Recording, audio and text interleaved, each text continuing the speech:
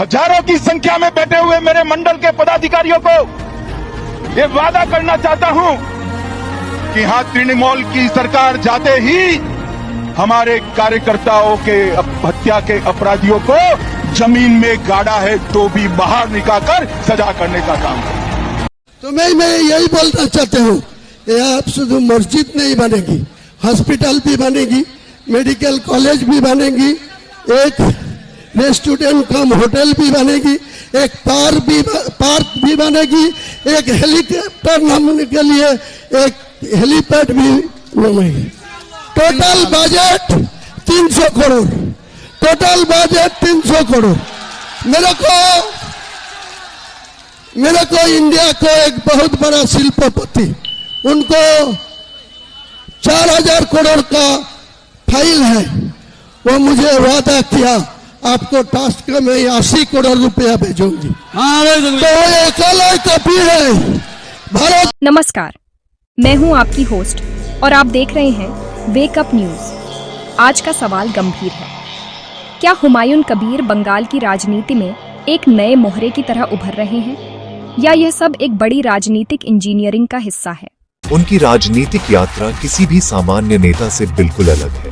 कभी कांग्रेस, कभी टीएमसी, कभी खुद का चुनाव, फिर बीजेपी और आखिर में दोबारा टीएमसी।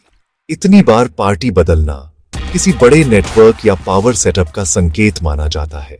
लेकिन असली झटका तब लगा जब उन्होंने बिल्कुल 6 दिसंबर यानी बाबरी विध्वंस की बरसी के दिन बाबरी स्टाइल मस्जिद बनाने का ऐलान कर दिया। भैया, तारीख, स्थान और प्रतीकवाद सब कुछ संकेत देता है कि यह सिर्फ धार्मिक कार्यक्रम नहीं बल्कि एक पॉलिटिकल मैसेज है। जैसे ही इस घोषणा की खबर फैली, टीएमसी ने तुरंत उन्हें सस्पेंड कर दिया। लेकिन असली कहानी यहीं से शुरू होती है, क्योंकि सवाल ये उठता है कि अगर यह उनका निजी फैसला था तो इतना बड़ा और महंगा प्रोजेक्ट एक एमएलए अकेले कैसे कर सकता है? 300 करोड़ का project, medical college, hotel, helipad, इतना पैसा आखिर कहां से आ रहा है? और अब आता है वह एंगल जो पूरी कहानी का संतुलन बदल देता है। जिस दिन हुमायूं कबीर मस्जिद शिलान्यास की तैयारी कर रहे थे, उससे ठीक एक दिन पहले बीजेपी ने गीता पाठ का बड़ा कार्यक्रम किया। क्या यह सिर्फ संयोग है या तारीखों के जरिए राजनीति में एक सांकेतिक संदेश?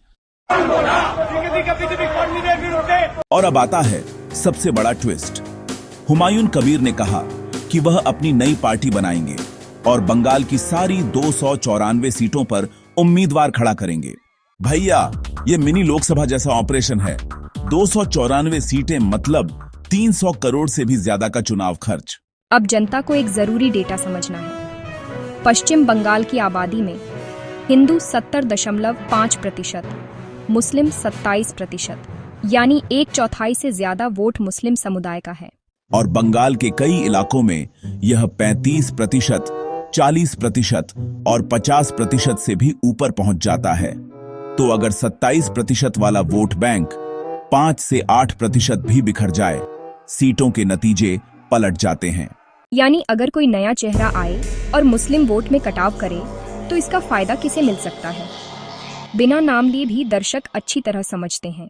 वेकअप न्यूज कोई दावा नहीं कर रहा कि हुमायूं कबीर किसी के इशारे पर काम कर रहे हैं, लेकिन इतना जरूर कह रहा है कि उनका राजनीतिक इतिहास, टाइमिंग, फंडिंग की अस्पष्टता, गीता पाठ और मस्जिद शिलान्यास की नजदीकी तारीखें और वोट बंटवारे का सीधा असर, इन सब का संयुक्त पैटर्न एक ही दिशा की ओर इशारा करता है।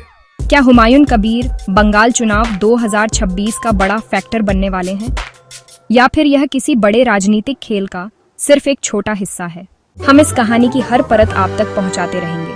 आप देख रहे थे वेकअप न्यूज एक्सक्लूसिव। नमस्कार।